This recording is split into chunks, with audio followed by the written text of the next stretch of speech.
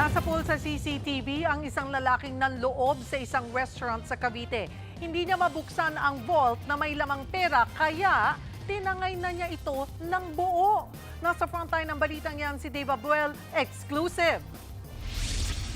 Sa pool sa CCTV ang pag-akyat ng lalaking yan sa bakod ng isang restaurant sa Naik, Cavite nitong Biyernes.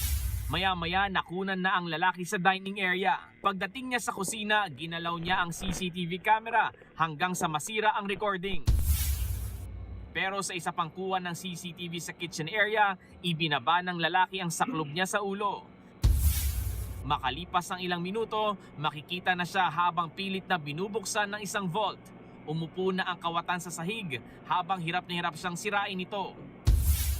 Dahil bigong mabuksan, kumuha na lang ng lalagyan ng lalaki at binitbit ang mismong vault. Base sa investigasyon, 61,000 pesos nakita ng restaurant ang laman nito. Nakita at nakausap pa raw ng gwardya ng kainan ang 32 anyos na sospek. Tinanong niya kung anong ginagawa ng suspect doon. At yun nga po, sinabi ng suspect na nangangalakal. Nung pagka-report po ng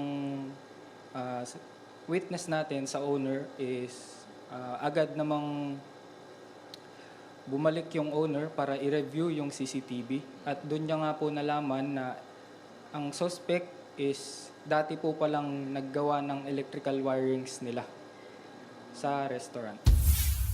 Agad na natunton at naaresto ang sospek. Nabawi naman ng vault pero halos 4,000 piso na lang ang natirang cash. Tumanggi nang magsalita sa aming kamera ang sospek na hawak na ng Naik Municipal Police Station. Mahaharap siya sa kasong robbery.